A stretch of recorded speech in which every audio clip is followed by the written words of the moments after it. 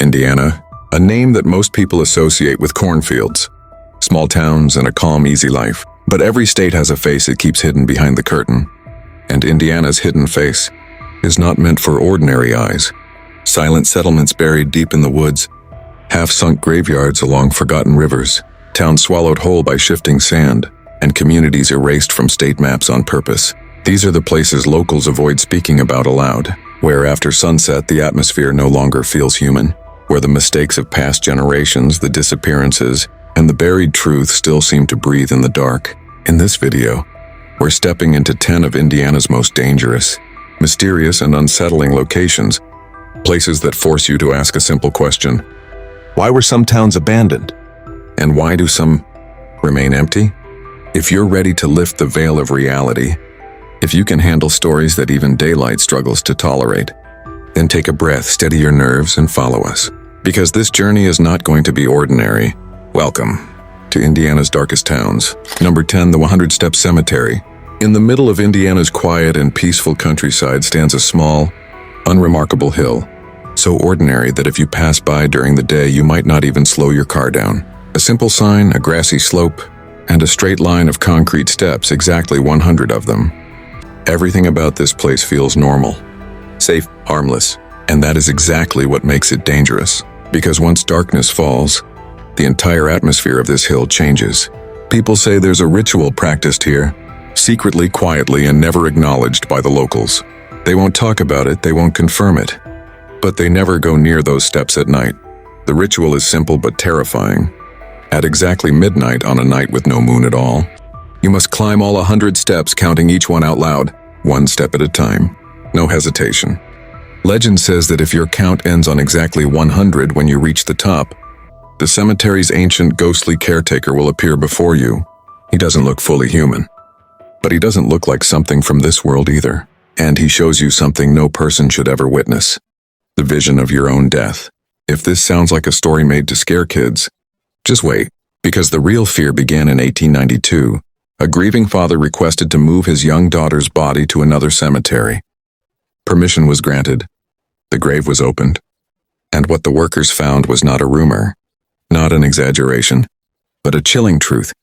The coffin was upside down. And the most horrifying part? The girl's body was missing. Newspapers quickly labeled it grave robbery, blaming medical body snatchers. But the locals still insist that what happened that night wasn't the work of any human hands. Because that same night, several people reported hearing running footsteps on the stairs, even though no one was there. Even today, when the cold night wind cuts through those 100 steps, it carries a strange hollow echo, a whisper-like vibration, as if someone is climbing behind you, just one step behind. Some visitors say if you stop halfway up the stairs and turn around, you won't see anyone, but you will feel someone standing there, silent, breathing with you, matching every heartbeat, waiting for you to take the final step so he can finally appear. Number 9, Hindustan Falls. During the day, Hindustan Falls looks like something pulled straight from a postcard. A wide waterfall, sunlight shimmering through the spray, and a curtain of bright white water crashing peacefully below. It's the kind of place where people take photos, smile, and leave thinking they've seen nature at its best. But this beauty is a mask hiding the story of a town that disappeared without a sound. Back in the late 1800s, this area wasn't just wilderness. It was a rising frontier community. A hotel stood on the ridge, mills worked by the river, traders moved in and out, and families built their hope-filled lives here. Everything was growing. Everything was alive. And then something moved in with the river, something invisible. It started with a fever. Then came the coughing. And then the bodies. Some called it yellow fever. Others said it was cholera. But the locals had a different name for it: the Great Sickness. Within a matter of months, the grave count soared. 130 burials, many of them rushed and unmarked. Tables were left set with half-eaten meals. Laundry hung on lines until the wind tore it away. Doors stood wide open, swinging in the breeze. Families abandoned their homes overnight, leaving behind a town that still looked alive, except no one was breathing inside it. Today, along the riverbed, you can still find strange, square holes carved deep into the rock. These were once sockets for the massive wooden milling systems, perfectly shaped, precisely chiseled, Now they sit empty, like a jaw missing all its teeth, a reminder that something was once alive here, and then vanished. The place is breathtaking, dangerously breathtaking, because places this quiet, this calm, and this beautiful are almost always hiding something that doesn't want company. Number 8, Aberdeen. On the map, Aberdeen looks like any ordinary farm town. A couple of dirt roads, scattered homes, and miles of open land. But on the ground, it feels like you're walking through the skeleton of something that died slowly. The Cass Union School still stands at the edge of town, or at least what's left of it. Its windows are shattered, the roof caved in, and the hallways echo with a kind of silence that feels too heavy, as if time itself refused to enter the building anymore. Old desks lie scattered across the floor, chalkboards cracked, and children's drawings still faintly visible under layers of dust. It's not abandoned. It's paused, like something left in the middle of happening, and then suddenly stopped. Just down the road in Mount Carmel Cemetery lies the one thing that keeps Aberdeen alive in local legends. A strange stone, massive, rough, blackened as if scorched by fire.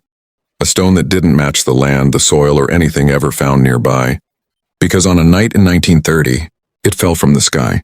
Some called it a meteor. Some said it was a fragment of something larger drifting through space. Others whispered that it wasn't a stone at all, but something else wrapped in stone. Visitors claim the air around it feels warmer than the rest of the cemetery, even in winter. Animals avoid it. Grass refuses to grow near it. And at night, if you place your hand on the surface, some people swear they feel a faint vibration, like a heartbeat buried in rock. So what does Aberdeen have? A dying town, a decaying school frozen in time, and a stone that didn't come from this earth. That kind of silence isn't ordinary. It's the kind of silence that feels like it's waiting. For what? Nobody knows. Number 7, Morgan Monroe. During the day, the Morgan Monroe State Forest looks like a scene from a travel brochure. Sunlight dripping through the trees, hikers on the trail, and a calm, peaceful silence. But deep inside those woods lies Steppe Cemetery, a place where the forest doesn't just fall quiet, it listens. Locals say there's a woman who appears here after dark, dressed in a long black gown. She sits on the stump of a dead tree, rocking slowly back and forth, and in the stillness of the night, you can hear her whispering the name of her dead child, sometimes gently, sometimes in a cry that doesn't sound fully human. Some people swear they've seen the imprint of her hands on the stump, as if she's been sitting there for decades. But she's not the only legend tied to this place. In the early 1900s, a mysterious religious sect known as the Crabbites was rumored to practice rituals deep in these woods. Witnesses claimed to see them holding snakes in their hands, walking barefoot around the graves, chanting, praying, and performing night-long ceremonies that no one ever fully understood. Candles flickered between the tombstones, shadows moved in ways that didn't match the people holding them, and strange symbols were found carved into the soil the next morning. Visitors say that the moment you step over the old cemetery fence, the forest changes, the air gets heavier, birds stop singing, the wind goes still, as if the entire forest is holding its breath. And that's when the feeling begins, a slow creeping sensation that you're not alone, that someone or something is standing behind a tree, watching you from the dark, matching your footsteps, moving when you move, and stopping only when you stop. Some people make it only halfway across the cemetery before their instincts scream at them to turn back.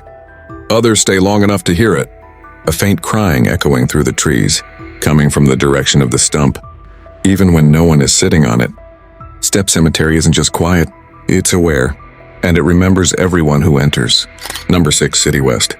In the 1830s, City West was more than just a settlement. It was a dream taking shape on the shores of Lake Michigan. People called it the next Chicago. Investors poured money into it. Surveyors laid out wide streets. A grand hotel rose from the sand. Families arrived with wagons full of hope, believing they were building the future, and for a brief moment, it looked like they were right. City West had everything: industry, ambition, and a prime position on the lake. Maps from the era show a confident grid of planned neighborhoods, piers, courthouses, and bustling markets. But the land itself had other plans. In 1837, the nation was struck by a massive financial collapse. The Panic of 1837. Banks failed. Businesses died overnight.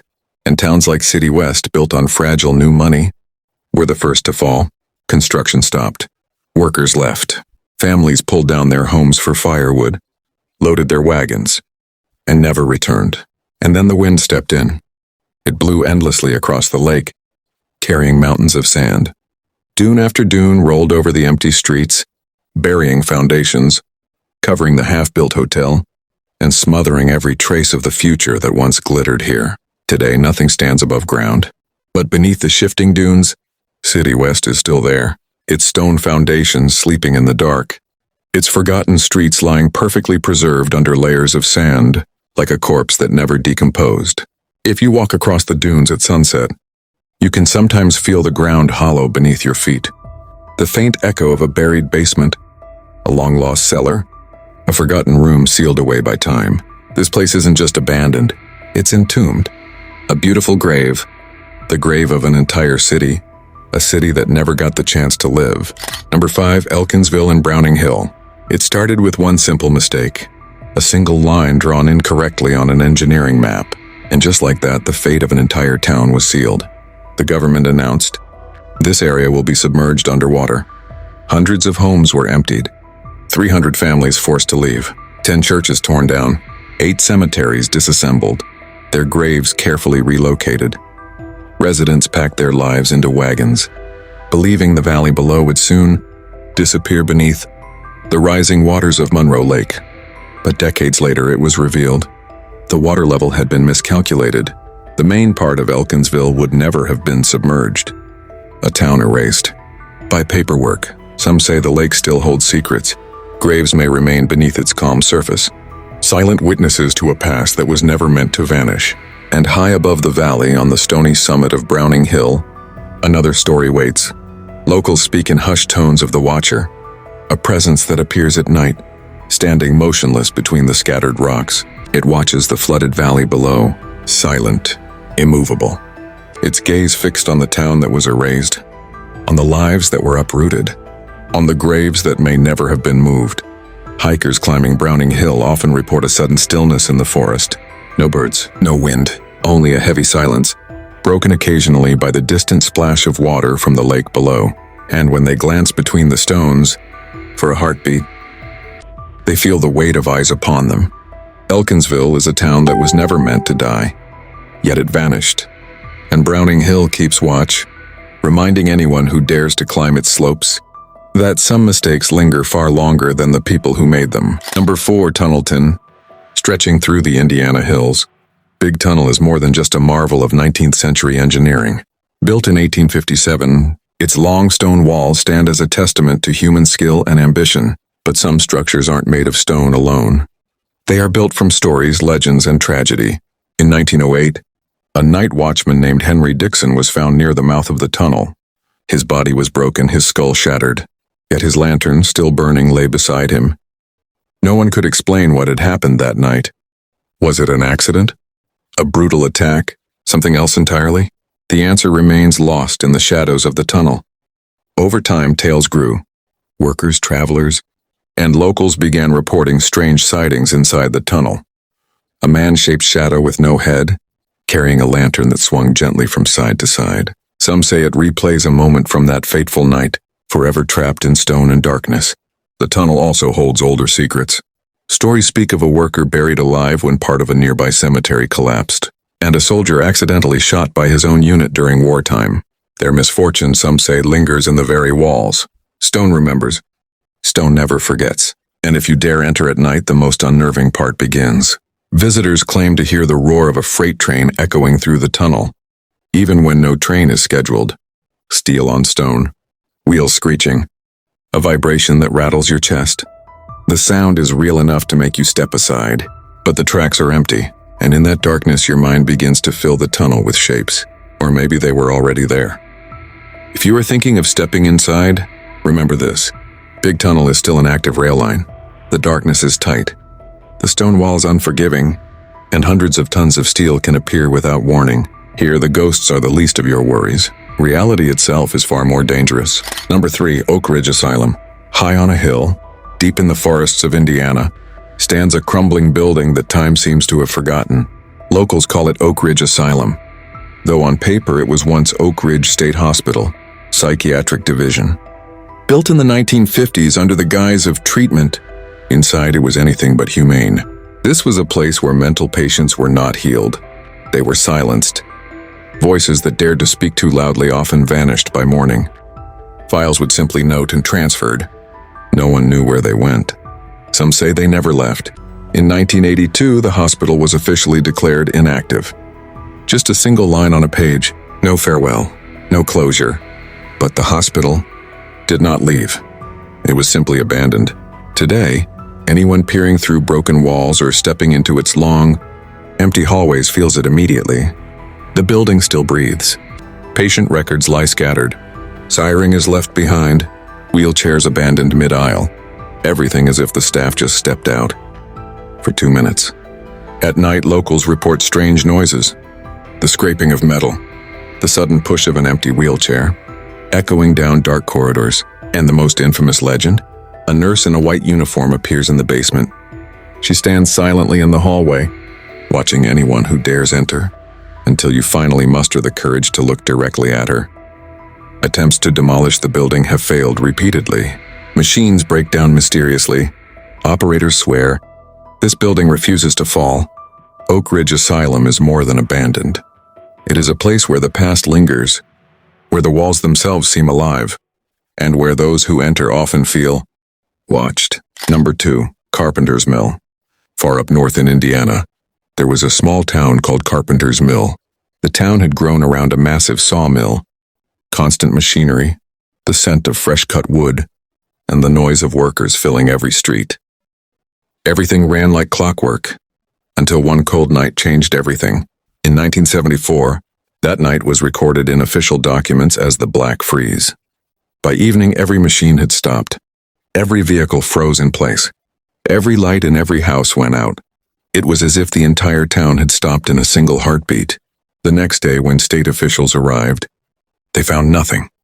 No signs of struggle. No abandoned belongings in a hurry. No blood. No indication of conflict. Just silence. A silence so heavy that even breathing felt dangerous. The forest around the town keeps its secret to this day, because buried deep in government files, a single line remains.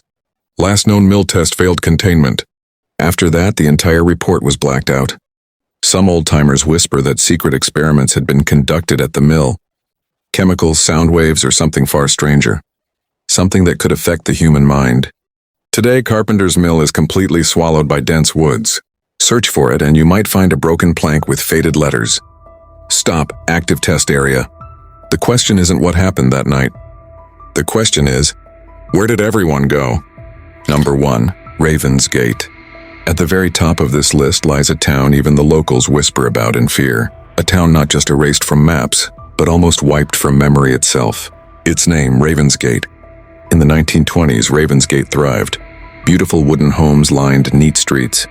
A small railway station connected it to the outside world. A single crossroads became the heart of daily life, where neighbors gathered and children played. Everything seemed perfectly ordinary. Then came 1934, a rainy evening that changed everything. Witnesses claim the rain stopped suddenly, but instead of clearing, the sky turned unnaturally black. So black that even lighting a lamp seemed futile, as if the light itself slipped away, sliding into the darkness behind you. From that night on, the town began to shift in ways no one could explain. Dogs went mad, running wild through empty streets. Children sleepwalked to the town center, standing silently as if in a trance. Mirrors shattered spontaneously inside homes. Some residents awoke to whispers in the dark, claiming, "We shouldn't be here. Someone is watching us." Within 2 years, Raven's Gate was completely abandoned. The state declared it an unsafe zone. Roads were removed. Nature reclaimed the streets. The forest swallowed homes, fences, and memories alike. Yet the most unnerving truth remains. Even today, satellite images reveal a strange, glowing white mark where the town once stood. A place where light seems to pause, as if the earth itself refuses to let Raven's Gate return. Locals call it the town that the world rejected. This is not just a dangerous place, it is forbidden. And the gate to Raven's Gate still stands somewhere, waiting, but not for humans.